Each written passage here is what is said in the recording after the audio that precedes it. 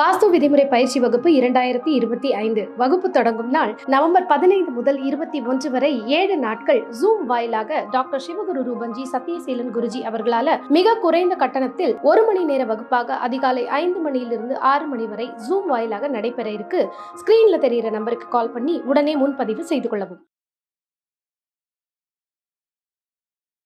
இப்போ பாத்தீங்கன்னா மிதுனத்துக்கு கோச்சாரத்துல குரு வந்திருக்காரு. இந்த வருடம் சிறப்பு ஆலய தரிசனம் அப்படின்னா எங்க போகலாம்? பொதுவாகவே கிரகங்கள்ல பெரிய அளவு ஒரு பெயர்ச்சியை எதிர்பார்க்குறாங்கன்னா சனி பயிற்சி, குரு பயிற்சி, ராகுகேது பயிற்சி, இந்த பிளானட்டோட டிரான்சிஸ் படி தான் நமக்கு பலன்கள் நடக்கும். அதுல இந்த குரு அப்படிங்கிறவர் இப்போ மிதுனத்துல இருக்கார். மிதுனம் அப்படிங்கிறதே புதனோட வீடு. இங்க என்ன அப்படி ஒரு விசேஷம் அப்படின்னா, எல்லா இடத்துலையும் சிவன் கோயில்ல நவகிரகங்கள்ல குரு இருப்பாரு. அதுக்கு குருவுக்குன்னு தனி இது இருக்கு. பெருமாள் ஆலயத்தில் இருக்கக்கூடிய, பெருமாளுக்கு நேராக இருக்கக்கூடிய குருவானவர் குருவித்துறையில தான் இருக்கார். குரு அப்படின்னா மஞ்சள்னு அர்த்தம். மஞ்சள் கலர் அப்படிங்கிறது எல்லாருக்குமே இன்னைக்கு தெரியும். மஞ்சள் கலர்ல இருக்கக்கூடிய பல வகைகளை நாம கொடுக்கலாம். பொதுவாக ஆலயத்துக்கு போறதுனாலே நம்ம வெறுங்கையோட போகக்கூடாது. நம்ம வெறுங்கையோட போனால் வெறுங்கையோட தான் வருவோம், எங்க போனாலும் சரி.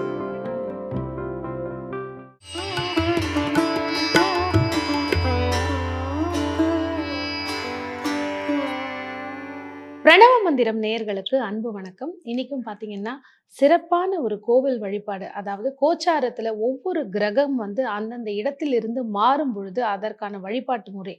இதுல குறிப்பா சொல்லணும்னா குருங்கிறவர் ஒவ்வொரு வருடமும் மாறி வரும்பொழுது அதற்கான சிறந்த வழிபாட்டு ஆலயம் நிறைய நேர்களுக்கு சொல்லி நிறைய பேர் வாழ்க்கையில மாற்றத்தை கொண்டு வந்தவர் அவர்தான் திரு நற்பவி நம்பிராஜன் அவர்கள். அவரை தான் சந்திக்க போறோம். சார் நற்பவி வணக்கம். அதாவது இந்த கோச்சாரத்துல இருக்கக்கூடிய அந்த கிரகங்களுடைய நகர்வை வச்சே நீங்க நிறைய ஆலய வழிபாடு சொல்றீங்க. அப்பதான் உங்களுக்கான இப்ப இன்றைய நிலையில இருக்கிற கிரகங்களை வச்சு நம்ம எப்படி ஜெயிக்க முடியும் அப்படிங்கிறதுக்கு.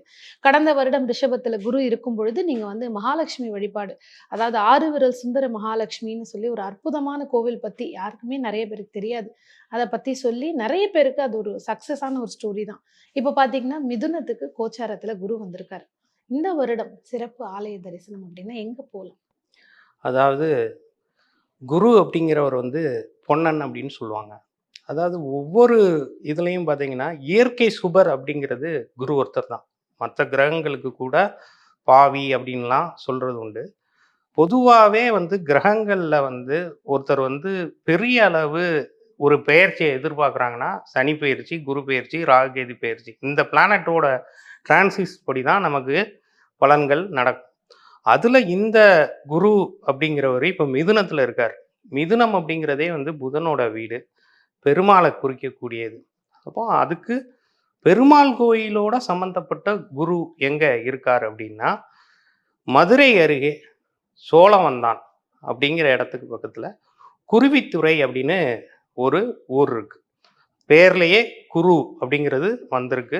குரு வாழ்விடம் அப்படிங்கிற மாதிரி தான். துறை அப்படிங்கிறது ஒரு இடம் அப்படிங்கிறத குறிக்கக்கூடியது. குரு குடியிருக்கும் இடம் தான் அந்த குருவித்துறை. இங்கே என்ன அப்படி ஒரு விசேஷம் அப்படின்னா, எல்லா இடத்துலையும் சிவன் கோயிலில் நவகிரகங்களில் குரு இருப்பார். அதுக்கு குருவுக்குன்னு தனி இது இருக்குது. நிறையா கோயில்கள் குரு ஸ்தலங்களில் தென்குடி திட்டை, ஆலங்குடி, இந்த மாதிரி புளியரையில் இருக்கக்கூடிய தட்சிணாமூர்த்தி, இப்படி ஒவ்வொரு இதுவுமே இருக்குது. எந்த காலகட்டத்தில் எந்த குருவை போய் வழிபடணும் அப்படிங்கிறத பார்க்கும்போது, பெருமாள் ஆலயத்தில் இருக்கக்கூடிய, பெருமாளுக்கு நேராக இருக்கக்கூடிய குருவானவர் அந்த குருவித்துறையில தான் இருக்கார். அந்த பெருமாள் பேரே பார்த்தீங்கன்னா சித்திர வல்லப பெருமாள். இது சித்திர நட்சத்திரத்துக்கான கோயிலும் கூட. சித்திர நட்சத்திரத்துல யாருக்காவது கிரகம் இருந்தா கூட அங்க போகலாம். பிறந்தவர்கள் மட்டும் இல்ல, சித்திரை நட்சத்திரத்தில் பிறந்தவர்களும் சரி. சித்திரை நட்சத்திரத்துல இப்போ உதாரணத்துக்கு பாத்தீங்கன்னா ஒருத்தவங்களுக்கு லக்ன புள்ளி அங்க இருக்கும், சந்திரனே அதுல இருப்பாரு, லக்னாதிபதி போய் நிற்பார். இல்லை ஒருத்தவங்களுக்கு ஒரு தசை நடக்குது, அந்த தசைக்குரிய நட்சத்திரமானது அந்த சித்திர நட்சத்திரமா இருந்தா அந்த தசை முடிகிற வரைக்கும் அந்த கோயிலுக்கு போயிட்டு இருந்தாங்கன்னா அவங்களுக்கு ஒரு அப்கமிங்கான ஒரு விஷயங்கள் கண்டிப்பாக அந்த குரு பகவான் அருள்வார். இந்த காலகட்டத்தில் எல்லோருமே போக வேண்டிய திருத்தலம் அப்படின்னு பார்த்தீங்கன்னா அந்த குருவித்துறை சோழவந்தானில் இருக்கக்கூடிய அந்த சித்திரவல்லப பெருமாள் கோயில் தான். ஏன்னா நம்ம எல்லா இடத்துலையும் பார்த்துருப்போம், சிவாலயத்துல தான் குருவுக்கு தனி சன்னதி இருக்க மாதிரி.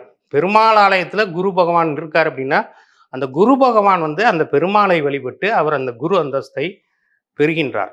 கிரகங்கள் ஒவ்வொரு இடங்கள்லையும், ஒவ்வொரு கோயில்லையும், ஒவ்வொரு ஆலயங்கள்லையும் அவங்க அங்க வந்து நம்மள மாதிரி ஒரு சாதாரண மானிடர்கள் மாதிரியே வணங்கி அவங்களுடைய கிரக அந்தஸ்தை, கிரக பலத்தை வலுவித்துக் கொள்வார்கள். அந்த மாதிரியான ஒரு சிறப்பான ஆலயம் தான் இந்த குருவித்துறை கோயில்.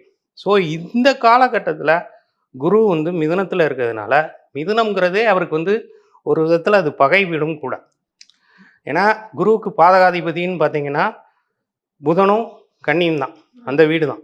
அப்போ அதுல இருக்கிறதுனால தான் வந்து பார்த்தீங்கன்னா, சமீபத்திய காலத்துல அந்த விமான விபத்துலாம் நடந்தது அந்த மாதிரியான சூழ்நிலையில் தான். அதனால எல்லா ராசிகளும் சரி, எல்லா நட்சத்திரங்களும் சரி, யாருக்கு எந்த மாதிரியான தசை நடந்தாலும் சரி, இந்த காலகட்டத்துல குரு நமக்கு நல்ல விதமான பலன்களை வழங்க வேண்டும் என்றால், இந்த சித்திர வல்லப பெருமாள் கோயிலுக்கு போய் வழிபடணும். அதுலயும் எந்த நாள்ல போகணும்னு இருக்கு. பொதுவாவே நம்ம வந்து எப்பவுமே பஞ்சாங்கத்தின் அடிப்படையில தான் நம்ம வழிபாடு வச்சுக்கணும். நாம பிறந்த கிழமை, நாம பிறந்த திதி, நாம பிறந்த கரணம், அப்புறம் யோகம், அப்புறம் நட்சத்திரம். இது இல்லாம நாம பிறந்த தேதிங்கிறது மாசம் மாசம் வரும். ஆமா. அதுலயும் கூட போகலாம். அப்போ நமக்கு நடக்கக்கூடிய திசை வந்து எந்த நட்சத்திர நாள்ல இருக்கோ அந்த நட்சத்திரத்துக்கான அதிபதி.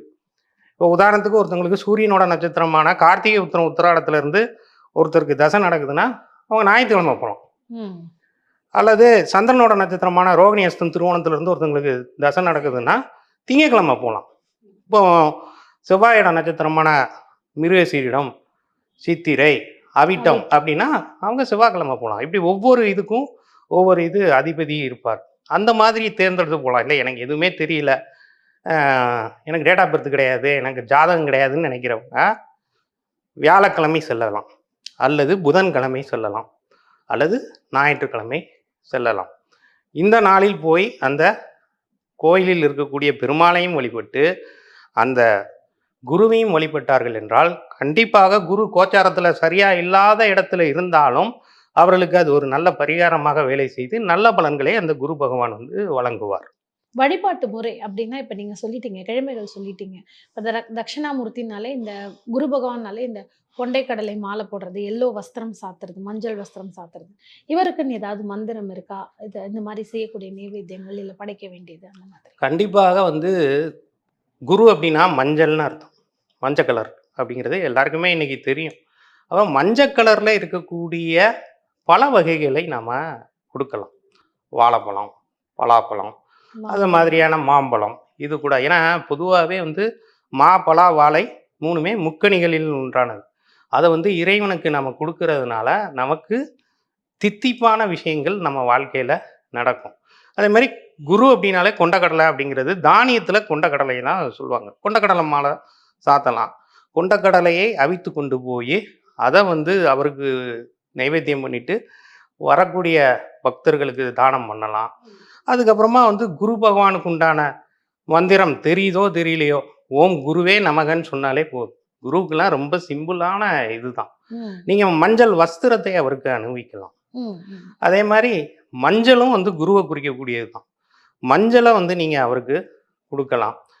அதே மாதிரி அங்கெல்லாம் வந்து இது பெருமாள் கோயில்னா திருமஞ்சனம் பண்ணுவாங்க. நீங்கள் அந்த குறிப்பிட்ட நாளில் போய் திருமஞ்சனத்தை கூட நீங்கள் உபயதாரர் கட்டணம் இது பண்ணி அவருக்கே வந்து இந்த பெருமாளுக்கும் மஞ்சள் சாத்தலாம், குருவுக்கும் மஞ்சள் சாத்துறது உங்களுக்கு அது சிறப்பாக நல்ல பலன்களை தரும்.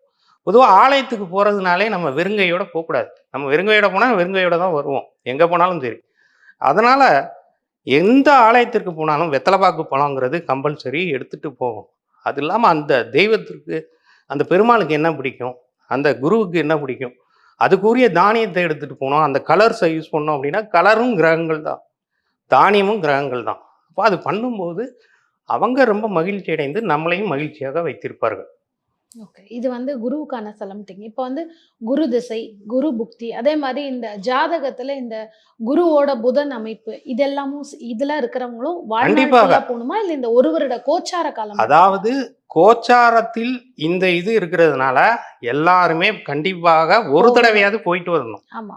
இப்போ ஒருத்தவங்களுக்கு குரு தசைனா 16 வருஷம் நடக்கும். ஆமா. சரிங்களா?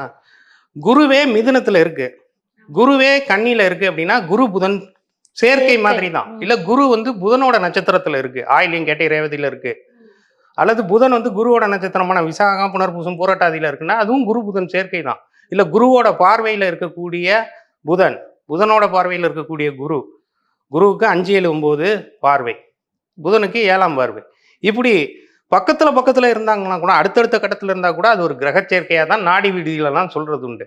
அப்போ அந்த மாதிரி இருக்கக்கூடியவர்கள் இப்போ 6, 8, 12ல குரு மறைஞ்சிட்டாருன்னு வைங்க.